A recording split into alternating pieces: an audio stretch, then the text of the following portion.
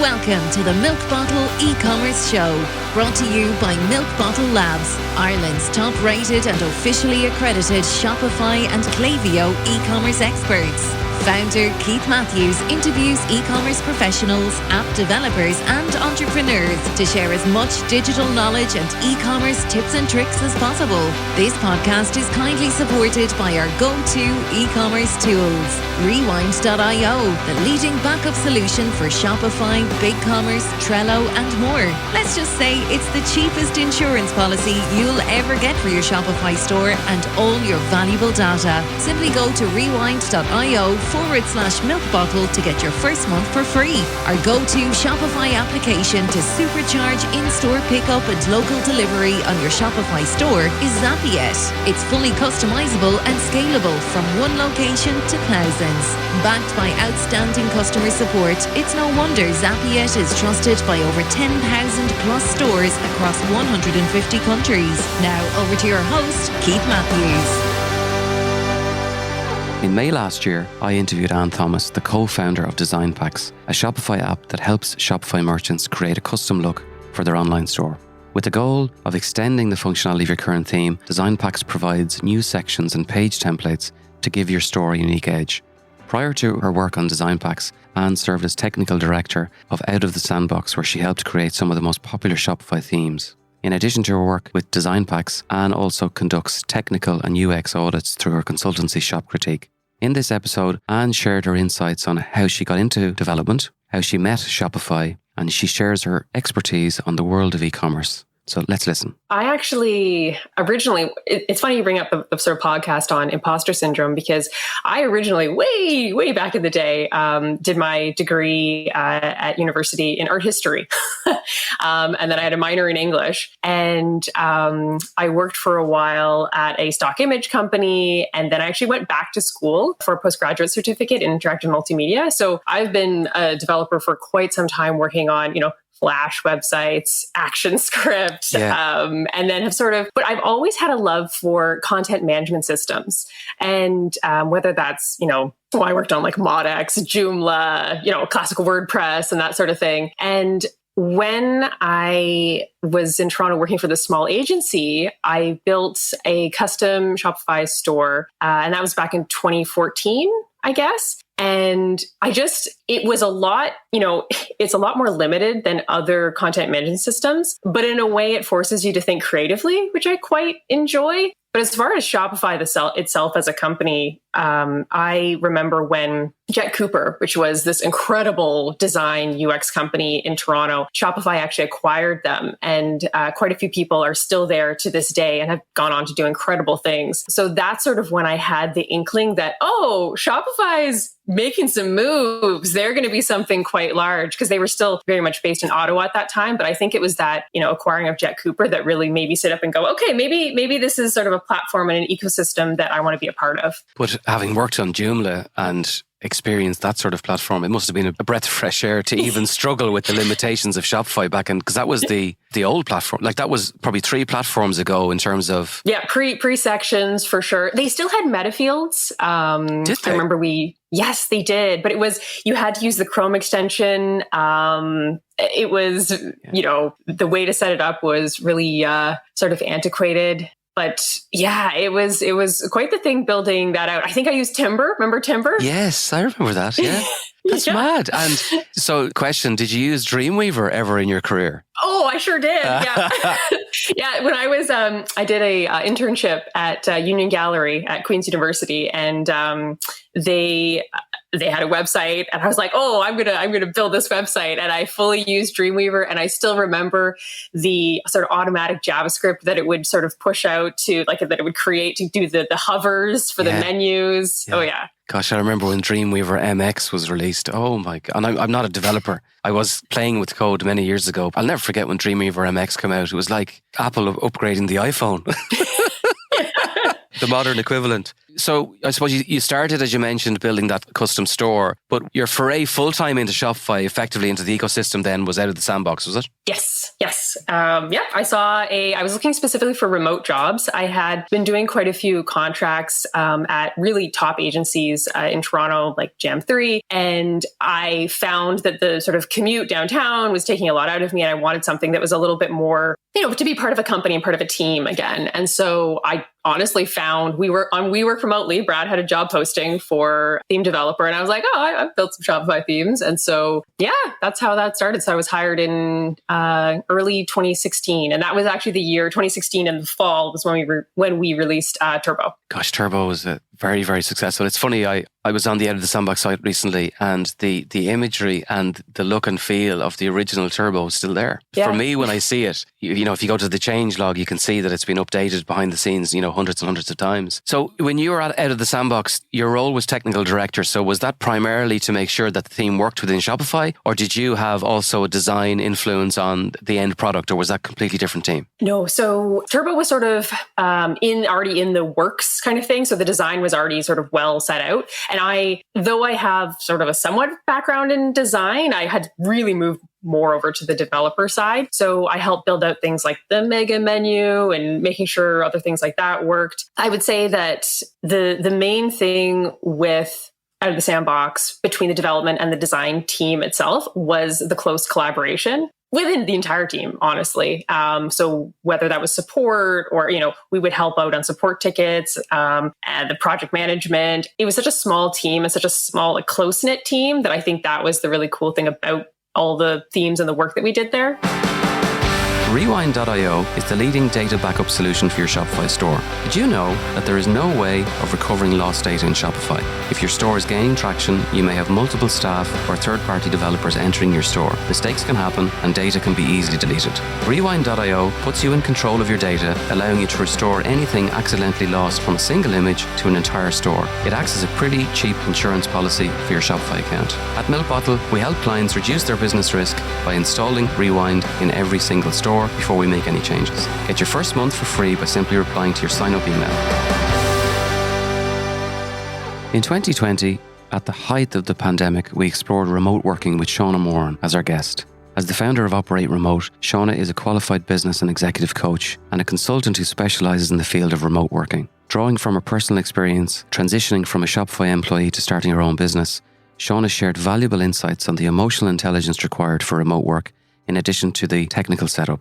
With her wealth of knowledge and expertise, Shauna provided us with an enlightening perspective on the world of remote work that is sure to resonate with all of our listeners. So sit back and relax while we re-listen to Shauna. I worked at Shopify. I managed partnerships, primarily agency partnerships throughout EMEA, which is Europe, the Middle East and Africa. And before I had started at Shopify, I had a psychology degree and I was living in the west of Ireland trying to find some kind of work, right? And it was finishing university, midway through the recession in Ireland. It was very difficult to find work. But I did manage to join a couple of companies. I did a little bit of recruitment and business development for tech companies. And I was at a stage where I had kind of hit a bit of a glass ceiling in terms of the career opportunities that were physically present around my local town and the west of Ireland. So I knew that something had to change. And I was at a stage where I was considering potentially relocating to maybe Dublin or even, another bigger city like London to find these opportunities in my career. And at that stage, I remember a recruiter rang me and she said to me that, there was this position open, it was in e-commerce and that it was remote. And back then, that was maybe 6 years ago at this stage. Remote working was not a thing at all, really. I hadn't heard of it before. And I nearly fell off my chair. I thought, what is working from home? What do you mean there's no commute? There's no physical office? And that was kind of the day that my world opened. Roll on a couple of months, I accepted that job. I worked in Shopify for nearly 4 years and completely worked remotely from my home in the west of Ireland. So I had opportunities of managing agency partners like Milk Bottle Labs all over the world. My team were spread all over the world, and we worked in so many different environments. So it was a fantastic opportunity for me on a personal level, not only to expand my career and my opportunities within growing as a professional, but also to expand my network with people all over the world online. I remember meeting you at Unite in 2018, and you introduced me to 4 or 5 of your colleagues from Shopify. And I remember there was 2 of them from the US, one of them from Belgium. There was another from South Africa and another from Germany. Isn't it amazing to think that you can connect to those people and call them your colleagues, but actually work from your own house on a daily basis and have a relationship with them? It was fantastic, Keith. I mean, honestly, the team that we had on the international partnerships team, I look back at that time with great fondness, because that was honestly one of the highlights of my career, because we worked so well as a remote team. We built really strong interpersonal relationships with each other, knowing that we'd only see each other a couple of times in person a year. There was this element of magic to what we were doing. We were excited. We were bought into the company culture, into the vision. We were passionate about agencies, passionate about partnerships, and we were from diverse backgrounds and cultures, and we embraced that and we celebrated that. So, for example, we used to meet online and celebrate our local history. So for St. Patrick's Day, we'd have a team meeting and I would tell them all about the history of St. Patrick in Ireland, and we had a lot of fun. We had a hell of a lot of fun, and we had even more fun then when we met up in person. But having said that, there are challenges that come with it, right? And that's kind of where my curiosity came from when it came to remote teams. Yes, just on that, Shauna, I remember when it was announced that Shopify were coming to Ireland, it was a big deal that they were going to, employ people that were remote, and they started hiring people on the west coast of Ireland. Would they have been one of the first companies that actually arrived in the country and said, no, we're not going to have a HQ. We're actually going to be, our workforce are all going to have the opportunity to work from home. I can't think of any other company that would have actually arrived with that announcement. I think that they may have been one of the first, but they were definitely one of the first to make it publicly. To announce it publicly, right? Because the thing is, and I still come up, against it today when I'm speaking to businesses, there's a change in the way that we perceive how businesses should be ran. And, a lot of the time companies maybe don't want clients or prospective clients to know that they don't have a physical office. I think that's changing now, but back then it was a huge deal to say that look, we don't have a physical office here. All of our team are remote. So luckily, I think that's changing now, and you'll see that the growth of remote working all over the world has increased, but especially in Ireland, we're starting to see that shift more and more conversations coming up about remote working. And I think the fact of the matter is that if you are a SaaS business, a tech business, a business that's expanding internationally, you're going to have challenges with access to talent. That's just one of the challenges we experience in business now. And if you want to be able to attract and retain that talent, you have to start looking at flexible options and remote options. It doesn't mean you have to go fully remote, but you should be looking at those options. Lisa Popovici is the founder of Cartloop, a collaborative SMS marketing platform that brings a human touch to the world of e-commerce. With a background in medicine, Lisa's entrepreneurial journey started when she founded Cartloop at the height of the pandemic in 2020. As a trailblazer in the world of e-commerce, Lisa shared her unique perspective on the importance of human interaction in the digital age and how Cartloop is revolutionizing the way brands connect with their customers.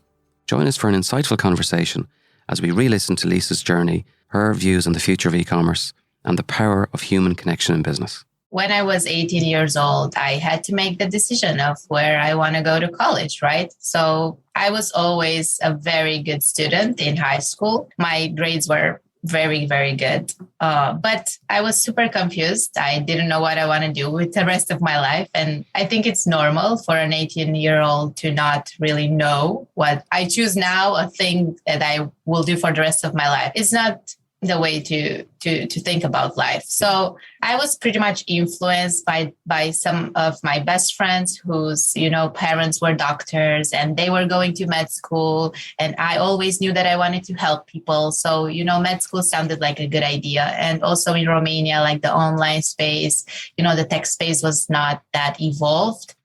It really depends on the network and your entourage. So, okay, I said, let's just go to med school. I always liked biology and anatomy and stuff like that. But it wasn't like, I knew from the very 3 years old that I wanted to become a doctor. So it was good. Like throughout med school, I had, again, very good grades. I really enjoyed it. However, during med school, I started building my Shopify brands because I wanted to have a side gig and earn money because, during med school, 6 years is a lot. You don't earn anything. I didn't want to rely on my parents. So I started working actually with my current co-founder, Andre. So that we met 7 years ago and we started working on Shopify.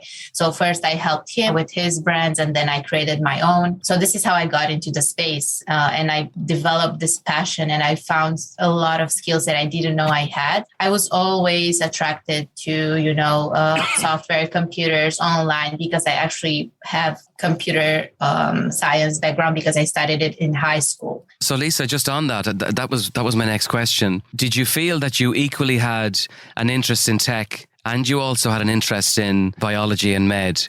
At any point when you were making that decision in terms of your career, where you were going to go to university, did you consider a technical direction? No, I didn't. Just because coding was not really my thing. Yeah. So I didn't know how many opportunities and, there are actually, not just, becoming a developer. Exactly. So you're probably like me and a lot of other people. You probably sit in the middle as maybe a little bit of a generalist. And there's in a lot of ways, there's no courses for generalists. You have to study something and focus on a topic before you realize that maybe it doesn't suit or it's too narrow or too broad. So that's great. Before we go off that topic, do you miss that? Obviously, you enjoy what you do, but when medical news comes on the television, do your ears open or is it gone and is it past? It's a funny question. I do not miss it at all. However, I am a very health conscious person. I love health. I love nutrition. I love fitness. So I'm always documenting myself and educating myself on how to optimize my life, also for the professional aspect, but also for personal and longevity. So I'm very still interested in those topics. However, I do not miss the actual, being in the hospital, the practice and all the theoretical stuff.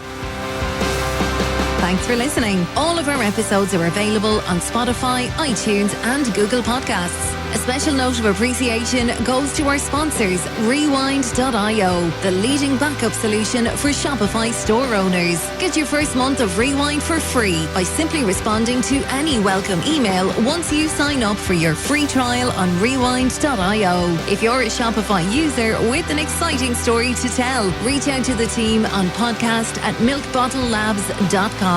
Until the next time, take care.